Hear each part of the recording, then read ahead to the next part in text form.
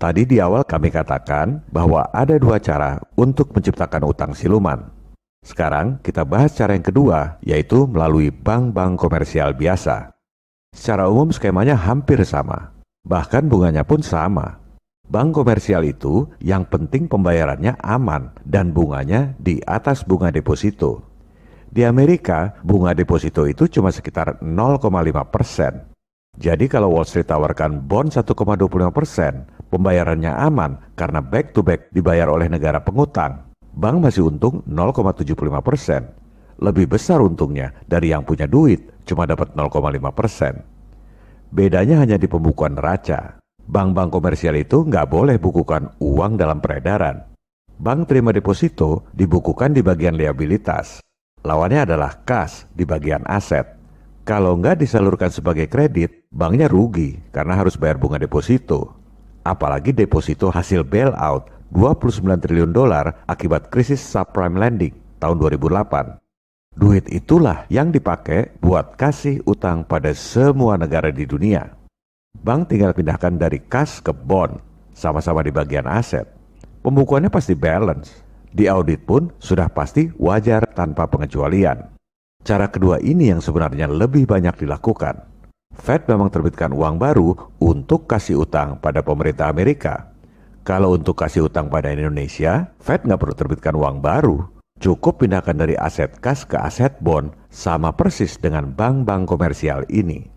Sisanya semua sama. Dari bunga utang 373 triliun tiap tahun yang dibayar oleh Indonesia, Wall Street dapat duit sekitar 263 triliun rupiah setiap tahun selama 30-50 tahun. Bank-bank komersial dapat duit 110 triliun rupiah dipotong buat bayar deposito nasabah, bank masih untung sekitar 66 triliun rupiah tiap tahun selama 30-50 tahun dan bisa diperpanjang.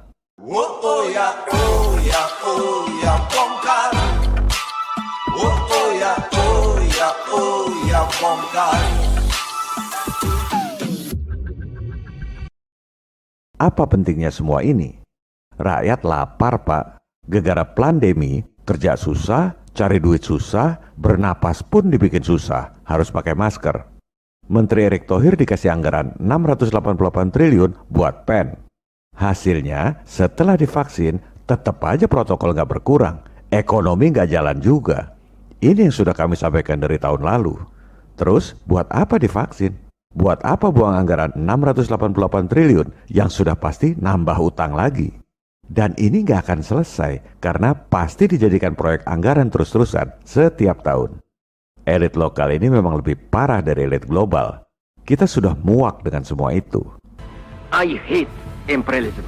I detest colonialism. Oleh sebab itu, buat para pemirsa, jangan tanya apa yang harus dilakukan. Sebarkan video ini. Sampaikan kepada para wakil rakyat di DPR dan DPRD masing-masing. Kita yakin dari sekian banyak wakil rakyat, masih ada yang punya hati nurani untuk membela rakyat dari kemiskinan akibat pandemi dan utang. Saya nggak pikirkan trending di YouTube. Download aja video ini, ada linknya di deskripsi.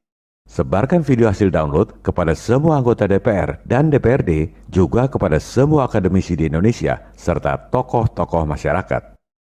Al-Quran mengatakan, Allah tidak akan merubah nasib suatu kaum sebelum mereka merubah keadaan mereka sendiri. Dan Alkitab mengatakan, lihat, aku mengutus kamu seperti domba di tengah-tengah serigala.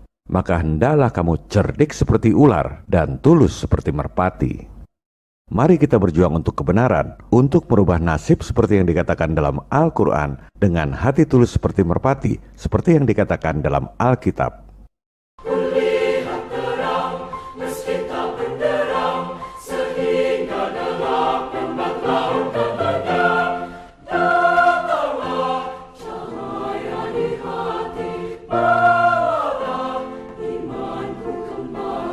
Pada episode 32 mendatang, kita akan bahas cara bayar utang 6.000 triliun dalam sehari untuk meringankan beban rakyat dan untuk memajukan Indonesia kita tercinta.